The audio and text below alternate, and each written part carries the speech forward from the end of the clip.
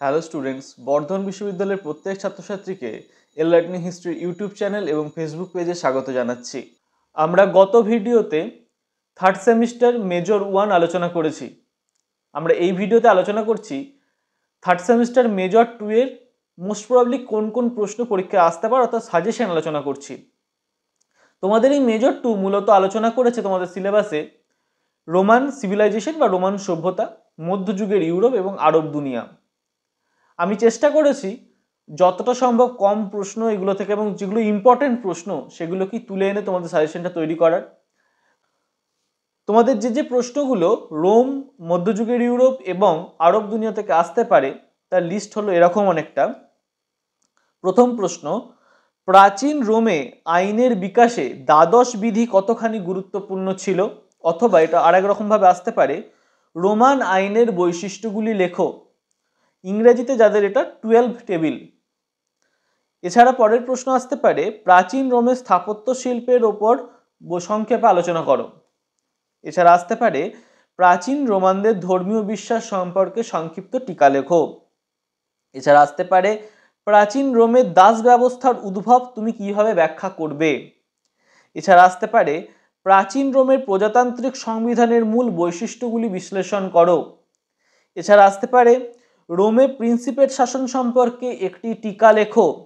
এছাড়া আসতে পারে, প্রাচীন রোমে নারীদের অবস্থান আলোচনা করো।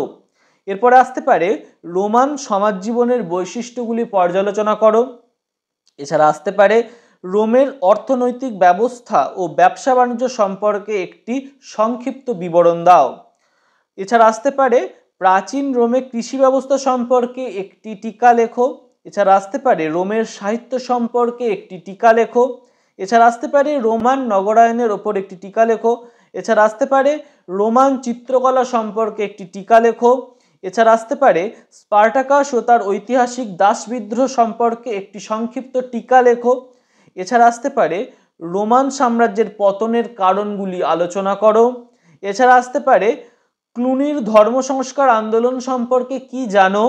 এছাড়া আসতে পারে, মধ্যযুগের ইউরোপে নগরগুলির বিকাশের কারণগুলি আলোচনা করো। এছাড়া আসতে পারে, মধ্যযুগীয় ইউরোপে ক্রুসেডের পটভূমি ব্যাখ্যা করো। এছাড়া আসতে পারে, মধ্যযুগীয় ইউরোপে সামন্ততন্ত্রের উদ্ভব, বিকাশ ও পতন সম্পর্কে আলোচনা করো। যাই হোক, আমি এই নোটটি ব্যাপারে একটু বলে দিই। আমি সাজেশনটা এইভাবে রেডি করেছি, মধ্যযুগীয় ইউরোপে সামন্ততন্ত্রের উদ্ভব, বিকাশ, পতন সম্পর্কে আলোচনা করো। কিন্তু পরীক্ষার খাতায় কোনোদিনই এত বড় প্রশ্নটা তোমাদের আসবে না। কখন হতে পারে যে তোমাদের পতনের কারণ চলে এলো, যে মধ্যযুগীয় সামন্ততন্ত্রের পতনের কারণ আলোচনা করো, আবার কখনো হতে পারে বিকাশ ও উদ্ভব এবং বিকাশের কারণটা আসতে পারে। তো যেটা আসবে প্রশ্ন বুঝে সেরকম উত্তর তোমরা করে আসবে আশা রাখবো। এছাড়া তোমাদের প্রশ্ন আসতে পারে, তুমি কি মনে করো যে মধ্যযুগের ইউরোপের সিভিলারি ছিল সামন্ততন্ত্রের প্রস্ফুটিত পুষ্প? এছাড়া আসতে পারে, ক্যারোলিঞ্জীয় নবজাগরণের প্রকৃতি কিরূপ ছিল? এছাড়া আসতে পারে, মধ্যযুগীয় ম্যানর ব্যবস্থার প্রধান বৈশিষ্ট্যগুলি পরীক্ষা করো। এছাড়া আসতে পারে, ইউরোপে ক্রুসেডের সামাজিক ও অর্থনৈতিক ফলাফল আলোচনা করো। এছাড়া তোমাদের পরীক্ষায় আসতে পারে, মধ্যযুগীয় ইউরোপের অর্থনৈতিক বিকাশে গিল্ডগুলির কি প্রভাব পড়েছিল। এছাড়া আসতে পারে, মধ্যযুগীয় ইউরোপে বিশ্ববিদ্যালয়গুলির উদ্ভব ও বিকাশ আলোচনা করো।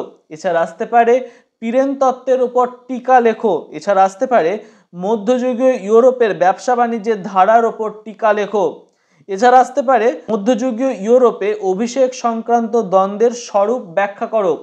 এটা তোমাদের ইংরেজিতেও দিতে পারে, ইনভেস্টিচারের স্বরূপ ব্যাখ্যা করো। এছাড়া তোমাদের প্রশ্ন আসতে পারে, আরব জগতে খলিফাতন্ত্রের ভূমিকা আলোচনা করো। এছাড়া তোমাদের প্রশ্ন আসতে পারে, দ্বাদশ শতকের ইউরোপের সাংস্কৃতিক পুনরুজ্জীবন কি প্রকৃতই রেনেসাঁস ছিল? এছাড়া আসতে পারে, মোহাম্মদ তার তত্ত্বাবধানে ইসলাম ধর্মের বিকাশ আলোচনা করো। এই ছিল তোমাদের মেজর 2 এর সাজেশন। তোমাদের একটা ডাউট থাকবে, স্যার এটা বাংলায় বললেন, ইংরাজি সাজেশনটা কোথায় পাবো? তাদের উদ্দেশ্যে বলছি, এই যে ভিডিওটার যে ডেসক্রিপশন, এই ডেসক্রিপশনে একটা লিঙ্ক দেওয়া থাকবে, তাতে বাংলা এবং ইংরাজি উভয়ই টাইপ ফরম্যাটে আমাদের ওয়েবসাইটে আপলোড করা আছে। তাই তোমরা যদি চাও, যারা ইংরাজিতে দেখতে চাইছো সাজেশন বা যারা বাংলাতেই থরলি দেখতে চাইছো সাজেশনটা, তারা অবশ্যই এই ভিডিও ডেসক্রিপশনে গিয়ে যে লিঙ্কটি আছে সেটিতে ক্লিক করো। তোমরা তোমাদের সাজেশন বাংলা এবং ইংরাজি উভয়তেই পেয়ে যাবে। যারা এতক্ষণ অবধি ভিডিওটি দেখলে আশা করছি তাদের ভিডিওটি ভালো লেগেছে এবং তোমাদের উপকারে লেগেছে।